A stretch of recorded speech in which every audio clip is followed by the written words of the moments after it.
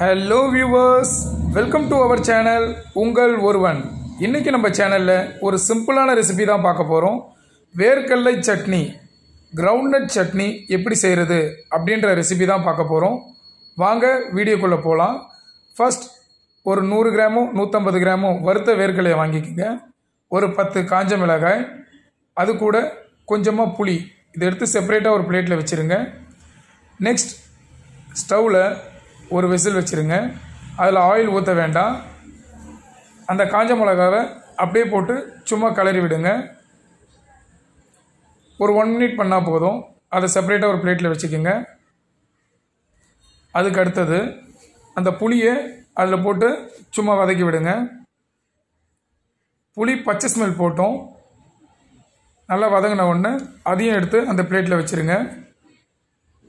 Next வறுத்த வேர்க்கடலையை அந்த விசிலில் போட்டுருங்க. வேர்க்கடலை ஏற்கனவே வறுத்து இருந்தாலும் நம்ம இன்னும் கொஞ்சம் பொன்முருவலாக வறுத்தா ஸ்மெல் நல்லாயிருக்கும், சாப்பிடும் போது டேஸ்ட்டு டிஃப்ரெண்ட்டாக இருக்கும். நல்லா வறுத்த வேர்க்கடலையை கொஞ்ச நேரம் தனியாக ஒரு பிளேட்டில் போட்டு ஆற வச்சுட்டு அந்த தோல்லாம் நீக்கிடுங்க. அதுக்கு அடுத்தது காஞ்ச மிளகாய், புளி, வறுத்த வேர்க்கடலை இது எல்லாமே மிக்சியில் போட்டுருங்க. அது கூட நமக்கு தேவையான அளவு சால்ட்டை போட்டுருங்க. உப்பு உங்களுக்கு தேவையான அளவு போட்டுக்கலாம். இது எல்லாமே நல்லா கிரைண்ட் பண்ணுங்க.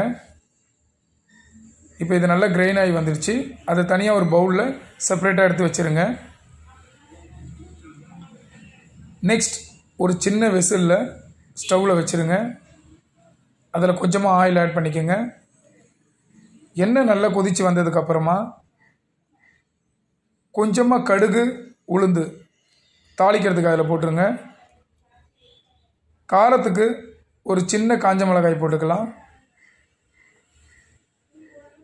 அது கூட கருவேப்பிலை கொஞ்சம் ஆட் பண்ணிக்கோங்க.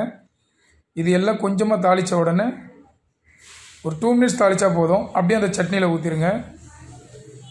பாருங்கள், சூப்பரான வேர்க்கடலை சட்னி ரெடிங்க. நல்ல திக்காக இருக்குது பார்த்தீங்களா? இது தோசைக்கு, இட்லிக்கு ரெண்டுத்துக்குமே யூஸ் பண்ணிக்கலாம். டேஸ்ட்டு சூப்பராக இருக்கும். நம்ம புளி ஆட் பண்ணியிருக்கிறதால காரம் இல்லாமல் வாய்க்கு ருசியாக இருக்கும் டேஸ்ட்டு. இதை உங்கள் வீட்டில் ட்ரை பண்ணி பாருங்கள். மறக்காமல் நம்ம சேனலை சப்ஸ்கிரைப் பண்ணுங்கள். தேங்க்ஸ் ஃபார் வாட்சிங்.